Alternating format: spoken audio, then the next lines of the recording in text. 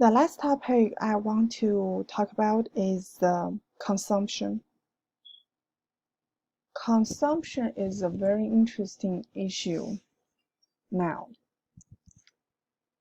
So, is the problem overpopulation or rising consumptions?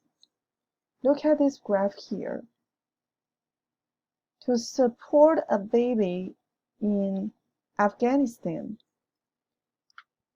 it is 0.8 hectares. Okay? And in Australia, it needs 9.2. United States, 8.3. So the baby's living conditions are totally different.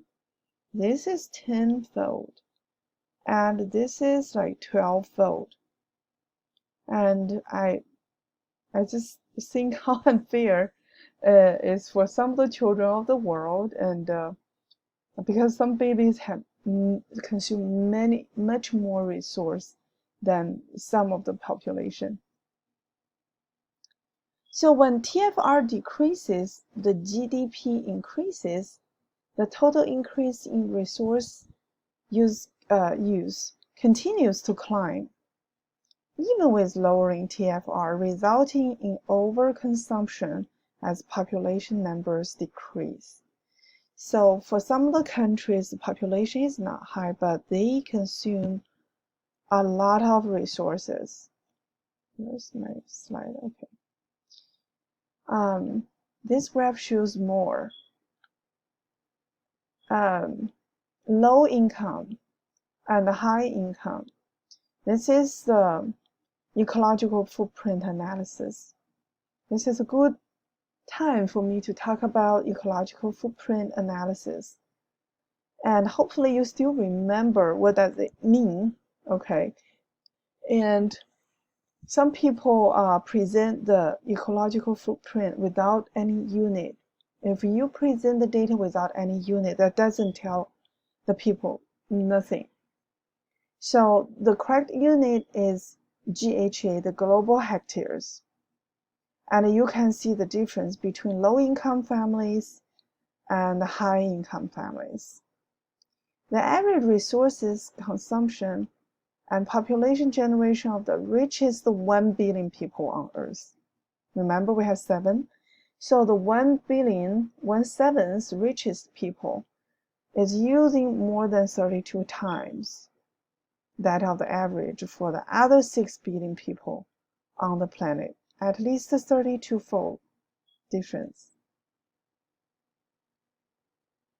An ecological footprint analysis is a technique that tries to tally the area of the land and the water required for each category of consumption and waste discharge in order to make human consumption impacts on a global scale more visible. So this footprint means how much resources we need to support ourselves and clean up the environment so we can live. You guys all do a very good job in answering the Go Green actions, and I really like that. If we see the top 10 and the last 10 countries, it's a huge difference between the first one and the last one. It is about 30-fold. So people consume so differently. Now it leads to this equation. Our environmental impact is a population times affluence times technology.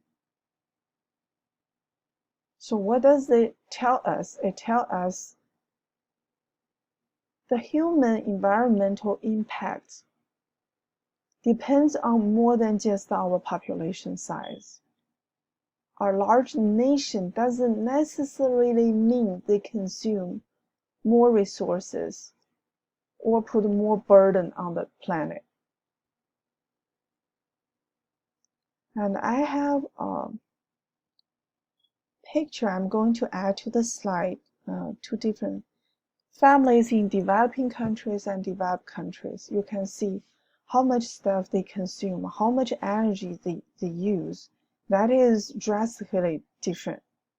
So our environmental impact is a function not only human population, but also technology and affluence.